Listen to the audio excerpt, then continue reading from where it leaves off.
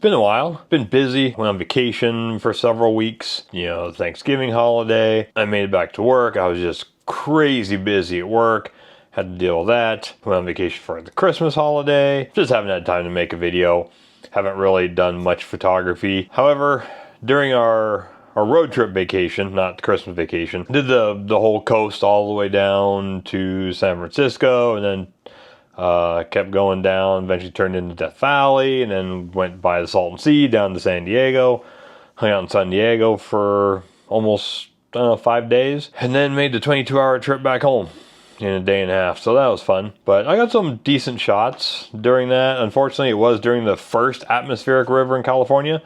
So we just got rain and rain and rain. However, I will say, when we finally made it to Monterey, got some good weather. In fact, I'll show you, we stopped by Pebble Beach and stuff. And this image right here, let's see, let me make it, where's my full screen? There you go. This image here is the Pebble Beach lone cypress. Funny thing about this tree is I did record a video, but it's funny, it's like, I started recording videos and I just realized when I'm out in the field, they're kind of like all over the place. So it just didn't really turn out that well. But anyway, I got into a fight with my tripod. I did lose. It ended up slicing me above the eye, made my eye bleed, gave me a black eye for about 3-4 days. So that was awesome. I had my tripod fully extended. I tripped and it came back, hit me in the head. Yeah, and there were people up on the little platform thing. I'm sure they all laughed at me. So that was awesome. I got this shot here down in San Diego. I got the Scripps Pier. If you ever go to the Scripps Pier, understand that you want to shoot it at sunrise or sunset during high tide. So if you go low tide, you can see all this black stuff on the pilings. The lower the tide, the worse that stuff is. So try and plan it if you go that high tide is at sunset or sunrise. So the little thing I learned, I went there for sunrise. It was pretty good. A day or two later, I went back at sunset, and it was just low tide when we were there at sunset. So it did not turn out. And it was crazy busy. There are more people at this one pier than there are in all of Seattle. It was just unbelievably busy. So aside from that, just like to kind of recap what happened in 2025. I started making videos again. So that's been a lot of fun. It's kind of forced me into learning a little bit more about editing or trying different things just so I don't make the same video over and over and over. I did, how many? I think 5 art fairs. And the difference between last year and this year. Last year was my first year doing art fairs. And my largest print was a 24 by 36. There was one show at the Redmond Art Fair. I sold a couple prints after the show. A lady that came to my booth ordered some, but other than that, I didn't sell any prints at the shows I did. So for one, it made me understand like which shows not to do, which shows to do, and things have changed this year. This year, as I showed you in some of my previous videos, I printed large. Right, I've got 30 by 45s, I got a 36 by 72, I got frames, I got a 40 by 60, and this year, I will say, has been an incredible year for print sales for me. I've done right close to $35,000 in sales, so that's very exciting. However, in all those, I sold 5 40 by 60s, I sold 2 30 by 45s, and I sold 1 36 by 72. The rest of them were a mix of 16 by 24s, I did 15 by 30. So the larger prints sell the best. I think what people realize is that if they have other artwork and it's not very big, it doesn't fill up a big space on their wall. Like if you take 16 by 24 or 20 by 30, put it on a blank wall, it still looks small. But if you have a 40 by 60 or a 40 by 72, it really makes a difference. It makes a statement. It gives people something to talk about. It's just phenomenal. There's something to be said for seeing your own photos printed that large. I mean, everybody can print little 8 by 10s or, small paper prints.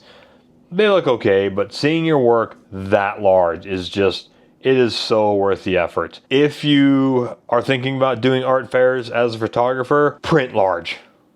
Print as large as you can. Obviously, you want to have some of your smaller prints, but you need several that are very large so that people can see that it's possible. I had a guy last year come into my booth and he looked at one of my images. In fact, it was the black and white of Seattle I have printed 36 by 72. He came in and asked me how big I can print that. I told him, like, how big do you want it? I can go, anything bigger than 8 feet wide has to be split up into 2 sheets because that's the size of a sheet of Chromolux metal or acrylic. And he just flat told me that no, he doesn't think I could do that. Well, okay, I don't know what to tell you, so you're not a photographer, you've never done this. Print large. That way people can see that you can do it. And it gives you more confidence in printing, so when you have that big, you can view it yourself, and you can see like, wow, my prints actually look really good, very big. However, pay attention to the details. It is very important. Your halos, your anything, those will stand out in a large print. So think about doing something like that. And then, aside from the art fairs, I've done a few sales online. Let's jump back onto my computer here. And a lot of it just has to do with my website, right? I get it. This is, it's a Wide Range Galleries website. I'm no way affiliated with them. But for photographers, this is about the best website you can get. It is expensive. I think they're up to $4,500 now. But it just, when I see a lot of, like, especially Squarespace or whatever, when you want to order a print, you have to like go to the prints and then you have to email the photographer and say, hey, here's, can I do it in this size? But with the Wide Range Galleries, if you just want, let's say you want the tree here, you just scroll down and here's my Chromolux metals. Just here's my size, my prices, click add to cart. You just buy it. Nobody has to email me. They just buy it. I get an email saying, hey, so-and-so purchased this print. Here's my acrylics. Here's my standard Chromolux. These top ones are the framed images. And then I also offer paper. And everything's the same. You just scroll down, you click on the size and the price you want, click add to cart, and just purchase it. I know my old Squarespace website, that was not possible. I had to have like one gallery to show my work and then one gallery to buy my work. And it was just very convoluted, not an easy thing to do. I don't know if Squarespace has fixed that problem. But like I said, if you really want to get into print sales, think about getting a Wide Range Galleries website. Jack is he's very good at responding to emails. He's very good at what he does. But then it's also, look at my blog. I mean, look at all these blogs, right? It shows Google that, hey, there's keywords I need to look for. So if somebody types a word into Google, then there's a chance my website will show up. Because, like, what's the saying?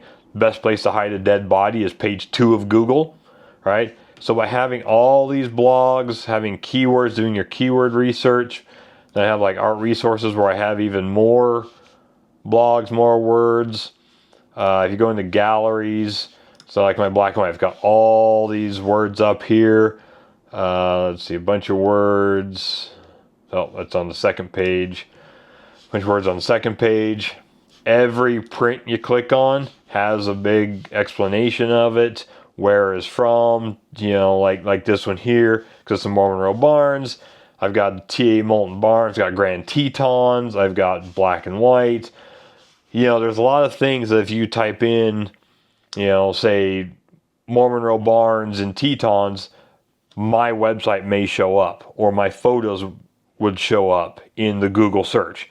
And that's very important to get people to see your work. Just having a website with no wording, just photos, it just doesn't work. Google doesn't care. It doesn't see photos. Your little alt text is just not the same as having a bunch of words on your blog post, things like that. So as a photographer, knowing I need to do this, ChatGPT is a godsend, because it basically does everything for you. Tell it what you want, tell it how to do it, introduce these keywords every, say 500 words, add this keyword, it'll just do that for you. It's amazing.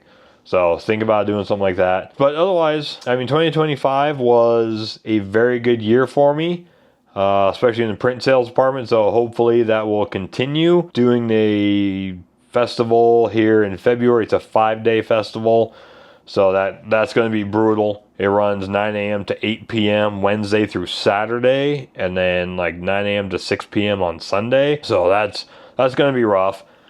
But it's an indoor show. It's it's the Flower and Garden Festival. So there's all kinds of people starting to think about springtime for their homes. So that should lead to good sales. Most of the art fairs are starting to come out with the applications, so I've got to do that. I've already applied for Edmonds. I know Bellevue has their application open now, so I got to apply for that.